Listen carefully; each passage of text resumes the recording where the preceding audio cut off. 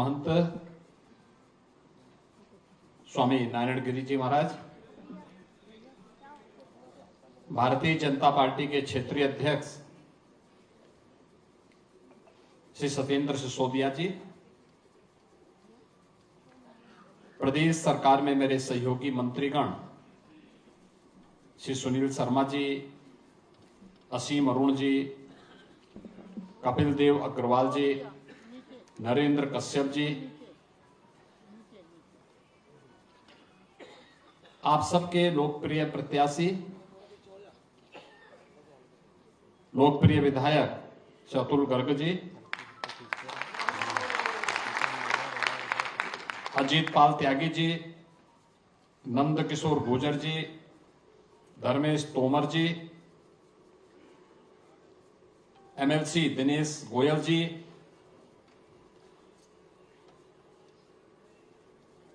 राज्यसभा के माननीय सांसद श्री अनिल अग्रवाल जी, महापौर श्रीमती सुनीता दयाल जी, आज के इस कार्यक्रम में उपस्थित महानगर के अध्यक्ष संजीव शर्मा जी, जिलाध्यक्ष सतपाल प्रधान जी, नरेश तोमर जी, अजय शर्मा जी, विजय शुक्ला जी और समाज का ये सभी नेतृत्व वर्ग जो अलग अलग क्षेत्र को, अलग अलग सेक्टर को प्रतिनिधित्व करता है, उपस्थित बहनों और भाइयों, मैं आज प्रातः काल से ही चला हूं। गोरखपुर से आगरा, आगरा से मथुरा, मथुरा से मेरठ और मेरठ से अब गाजियाबाद में आया हूं और मुझे अच्छा लगा आपने जिस उत्साह के साथ मेरा स्वागत किया। पिछले लगभग 2 घंटे से आप सब अपनी व्यस्तता में से समय निकाल करके आज यहां पर आए हैं, लोकतंत्र के इस उत्सव में सहभागी बनने के लिए उपस्थित हुए हैं।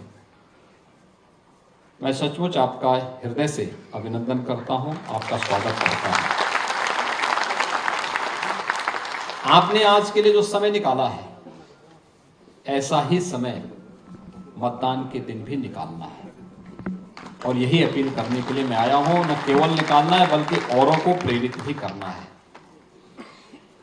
क्योंकि लोकतंत्र के प्रति हमारी ये सबसे बड़ी निष्ठा होगी और लोकतंत्र के प्रति हमारी सबसे बड़ी प्रतिबद्धता का एक प्रमाण भी होगा। आपका ये वोट कितना कीमती हो सकता है, ये आपने कल और परसों महसूस किया होगा।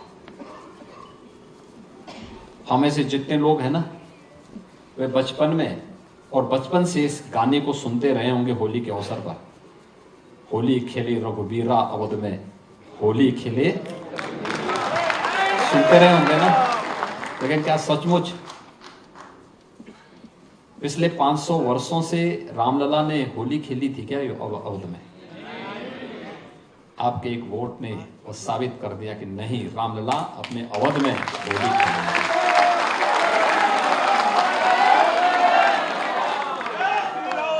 आपका एक वोट देश की तकदीर को कैसे बदल सकता है। कश्मीर से धारा 370 को हटा दिया गया। क्या ये कोई और पार्टी कर पाती? ये केवल धारा 370 नहीं हटी, देश के अंदर उग्रवाद और आतंकवाद की ताबूत पर अंतिम कील थी, प्रहार है ये उस पर। भारत के अंदर अब आतंकवाद के लिए कोई जगह नहीं, एक संदेश भी है। अब कश्मीर में हमारी सुरक्षा बलों के जवानों पर कोई पत्थरबाजी नहीं, बल्कि लोकतंत्र की बहारें अब जम्मू कश्मीर के अंदर खिलती हुई दिखाई दे रही है।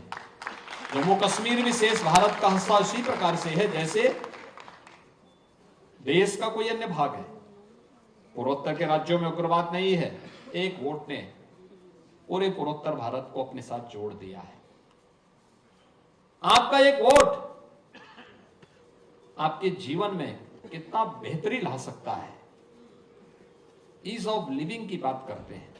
हमारा जो प्रबुद्ध वर्ग है ना, ये सब हमेशा इस बात की कहता था, जीवन की सुगमता कैसे होनी चाहिए, उसमें सुरक्षा हो, बेहतर वातावरण हो, अच्छी कनेक्टिविटी हो, स्वास्थ्य के लिए, शिक्षा के लिए उस प्रकार के अवसर हो, व्यापार के लिए अनुकूल माहौल हो। क्या सचमुच 2014 के पहले देश के अंदर और 2017 के पहले क्या उत्तर प्रदेश के अंदर इस प्रकार का माहौल था? क्या नहीं था। यही गाजियाबाद है। 1998 से मैं सांसद था। गाजियाबाद आने में हम लोग एक बार हिचकते थे, दो कारणों से। एक, गाजियाबाद अपराध के लिए, और दूसरा गाजियाबाद गंदगी के लिए। ये दो के लिए बहुत वैसा था, किस प्रकार की अव्यवस्था थी। और आज गाजियाबाद स्मार्ट सिटी में नंबर बनाता है। तो चेंज है। गाजियाबाद पुलिस कमिश्नरेट का, पुलिस रिफॉर्म का सबसे अच्छा उदाहरण बनता जा रहा है। एक गाजियाबाद की पहचान बन गई। सुरक्षा का बेहतर माहौल। अभी मैं यहां पे रियल एस्टेट से जुड़े हुए लोगों का परिचय ले रहा था। यानी वर्षों से जिन लोगों को मकान नहीं मिल पाए थे, आज गाजियाबाद में संभव हो पाया है कि उन बायर्स को बिल्डर समय पे मकान दे रहे हैं, और बेहतर तरीके से दे रहे हैं। क्या चेहरे पे चमक है उन लोगों की, जिन लोगों को वर्षों के बाद अपना आवास मिला है। ये केवल बिल्डर की गलती नहीं थी, सरकार की अकर्मण्यता भी थी, जो निर्णय नहीं ले पा रही थी। सरकार ने निर्णय लेना प्रारंभ किया, एक साथ दोनों के साथ संवाद बनवाया। आज परिणाम क्या है? बिल्डर बायर की समस्या का समाधान अंतिम निष्कर्ष पर पहुंच रहा है। लाखों लोगों को उसका आवास मिल रहा है। लाखों लोगों का मतलब, लाखों परिवारों का मतलब, लाखों लोग उससे लाभान्वित होंगे। उनका ईज ऑफ लिविंग उनके लिए वही है, एक आवाज, सिर ढकने के लिए। अब किराए पे नहीं रहना पड़ेगा, अपने स्वयं के मकान पर रहना पड़ेगा। एक स्वावलंबन का माहौल उसके घर के लिए। यह अवसर कैसे? एक वोट ने बदला है। पहले दंगे होते थे, आज दंगा नहीं है। दंगों के कारण कर्फ्यू लगता था, आज कर्फ्यू नहीं है। आज तो कावड़ यात्रा निकल रही शानदार तरीके से। पहले कावड़ यात्रा इसलिए नहीं निकलती थी कि कुछ लोगों को कष्ट होगा, कुछ लोगों को कष्ट होगा। हमने कहा कि भी देखो, हम किसी को कष्ट पहुंचाने के लिए नहीं आए हैं, हम तो समाज को संतुष्ट करने के लिए आए हैं। और समाज की संतुष्टि यह है कि आस्था का सम्मान होना चाहिए। भारत की सनातन आस्था का सम्मान होना चाहिए, और आस्था का सम्मान कावड़ यात्रा से होगी। हमारा सनातन धर्मावलंबी किसी को छेड़ता नहीं है, शांतिपूर्ण तरीके से, सौहार्दपूर्ण तरीके से जीवन यापन करना चाहता है। कावड़ यात्रा का जब निर्णय था, बहुत कठिन निर्णय था, क्योंकि इससे पहले बैन था, कोई राज्य नहीं निकालने दे रहा था, और ये सब चीजें तय थी पहले से। एक लिखित डॉक्यूमेंट बना हुआ था, उसके अनुसार सब लोग उसको केवल लागू करते थे। हमने कहा भी क्या है, क्या बैठक हुई? उन्होंने कहा साहब बैठक हो गई। अरे हमने कहा हुआ क्या, क्या तय हुआ? कहा सब कावड़ यात्रा नहीं निकल पाएगा। तो मैंने कहा फिर हम लोग क्या यहाँ ताली बजाने के लिए आए हैं क्या?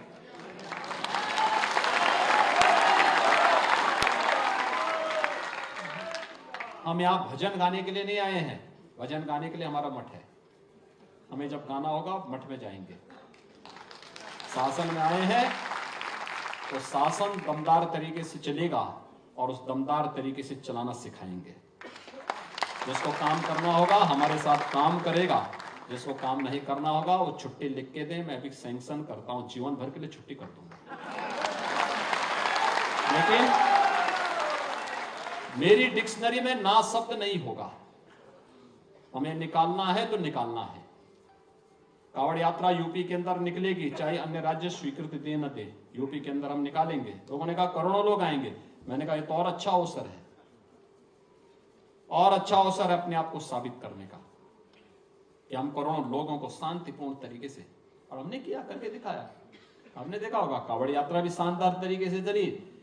कुंभ में 24 करोड़ लोग आए, श्रद्धालु आए, तिनका नहीं हिला। अभी अयोध्या में लगभग 1.5 करोड़ श्रद्धालु दर्शन कर रहे हैं, कर चुके हैं, कितना शांतिपूर्ण तरीके से दर्शन चल रहा है। जो जा रहा है नई अयोध्या में अयुबोध तो हो ही रहा होगा ना। अब उसको लग रहा है ना ये अयोध्या है। एक वोट ने ये चेंज लाया है। बहनों और भाइयों, आज वही कहने के लिए मैं आया हूं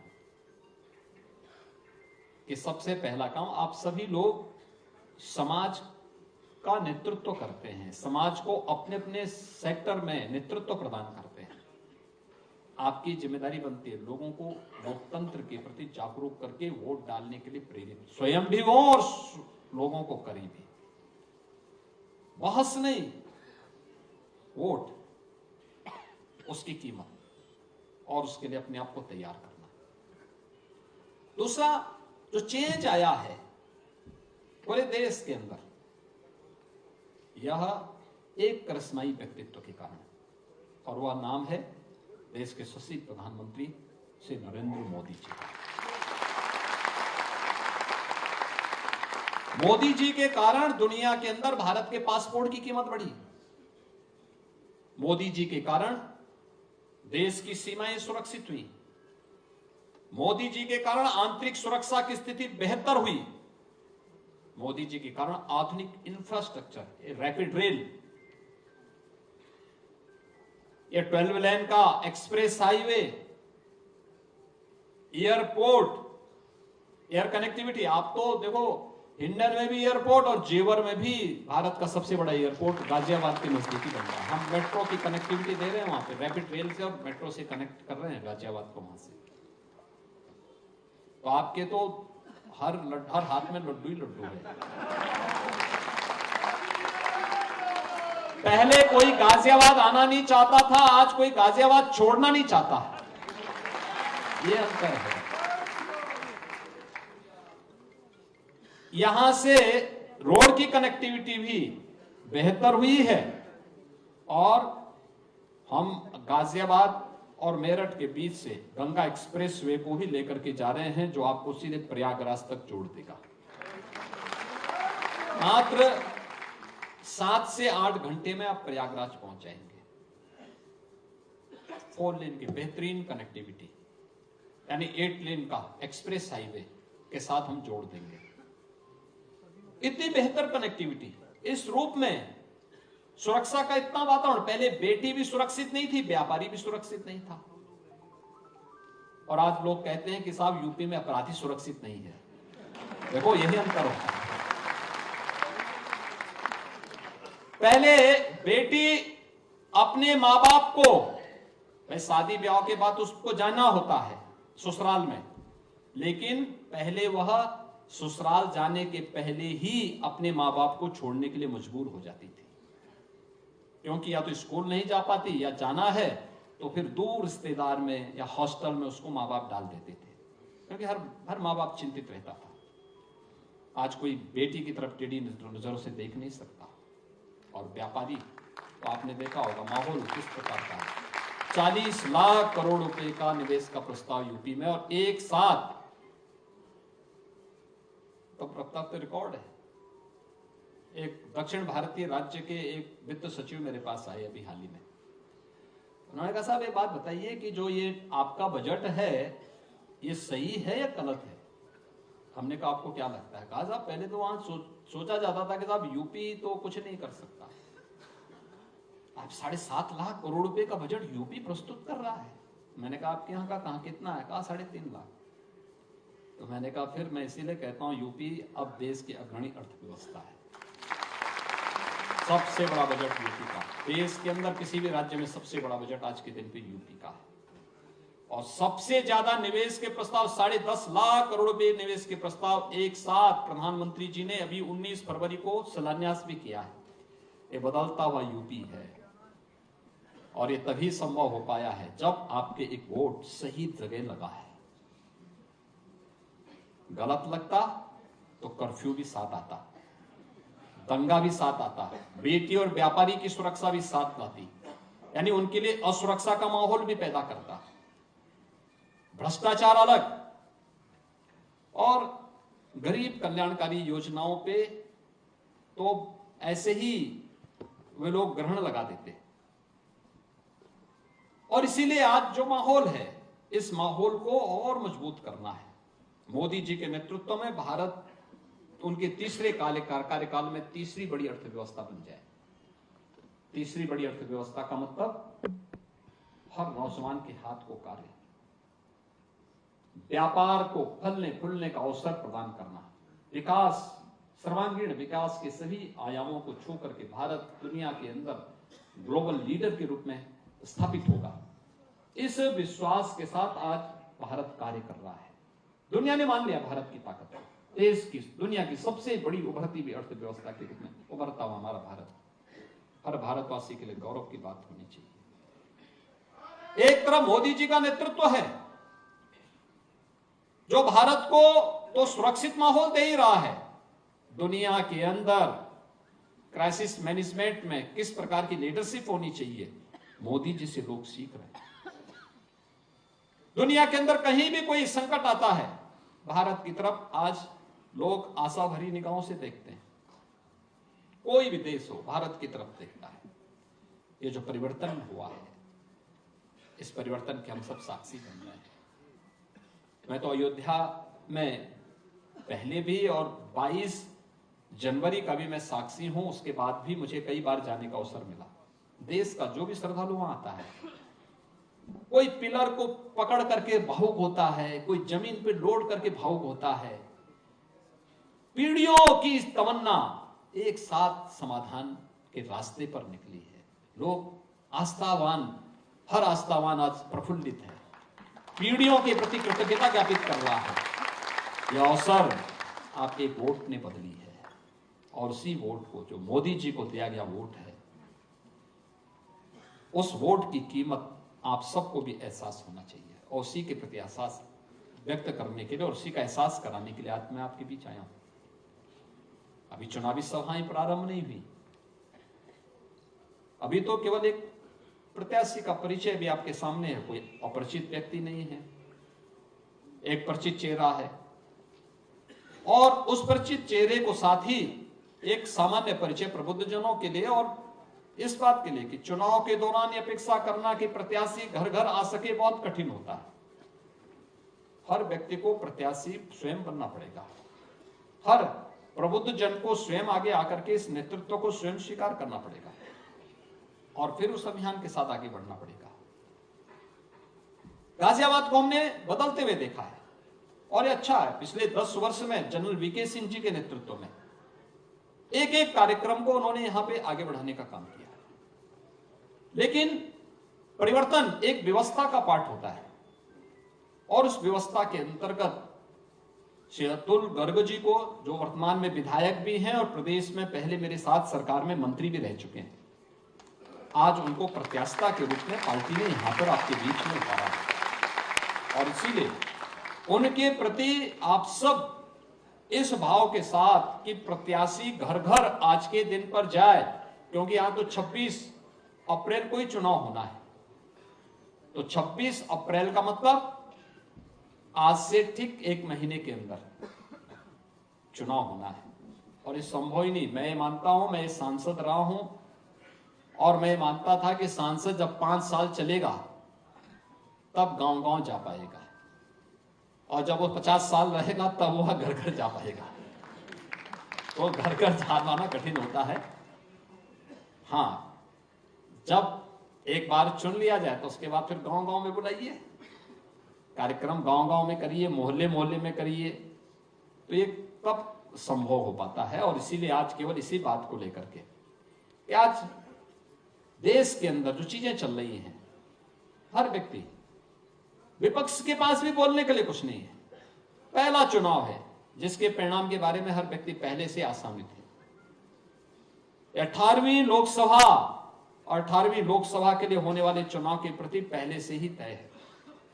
एक तरफ फैमिली फर्स्ट को लेकर के इंडी गठबंधन है, तो दूसरी तरफ एनडीए प्रधानमंत्री मोदी जी के नेतृत्व में एनडीए नेशन फर्स्ट की थ्योरी के साथ आपके सामने है, देश के सामने है।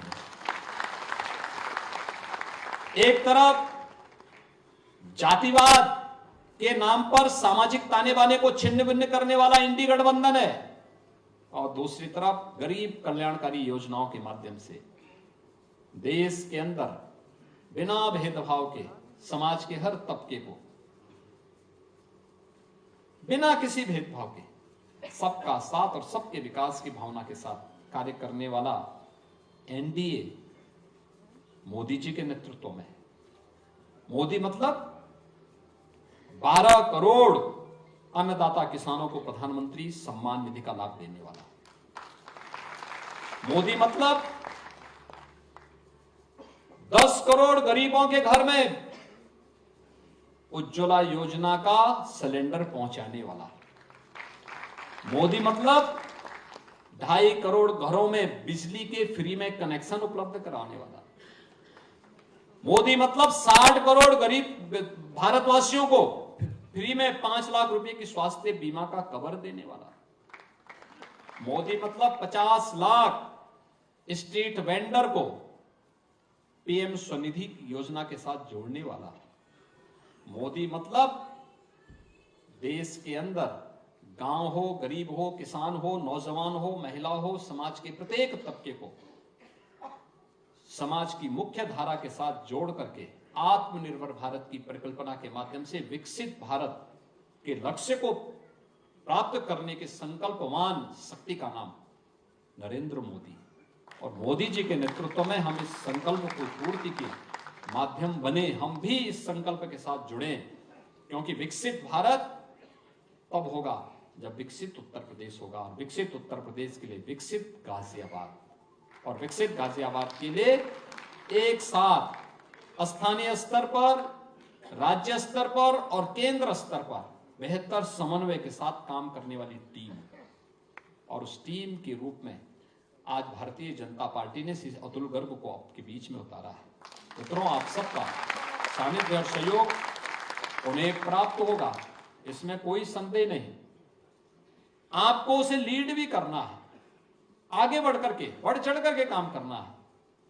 चुनाव के बाद आप उनका उपयोग करिए, खूब लेके गांव-गांव घूमिए, हर जगह घूमिए, लेकिन चुनाव के दौरान अपेक्षा करना कि प्रत्याशी एक एक घर में, एक एक गांव में चला जाए, बहुत कठिन होगा। एक संसदीय क्षेत्र में कम से कम 2000 से अधिक बूथ पड़ेंगे।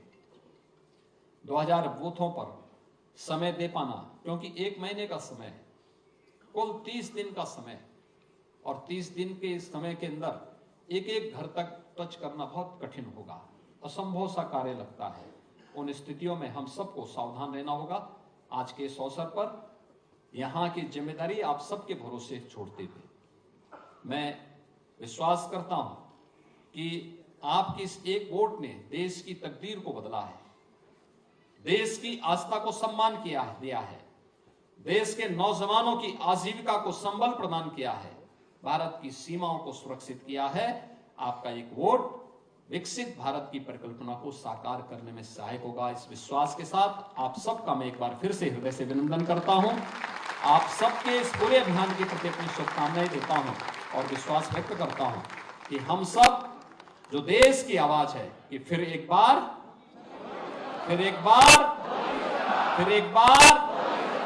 अब की बार इसको प्राप्त करने में सफल होंगे। आप सबके प्रति मेरी शुभकामनाएं। धन्यवाद। जय हिंद। बहुत धन्यवाद। एक बार बैठ जाएंगे भैया, सब लोग बैठ जाएंगे। मैं एक बार महाराज लोगों से आश्वासन मांगा, एक बार हाथ उठाकर महाराज जी से बताएं कि हम सब लोग पूरी तरह से इस लोकसभा चुनाव में भारतीय जनता पार्टी के प्रत्याशी अतुल गर्ग को रिकॉर्ड तोड़ वोटों से जिताकर जो महाराज जी का आना है उसको सफल बनाएंगे। भारत माता की, भारत माता की। धन्यवाद। मैं आदरणीय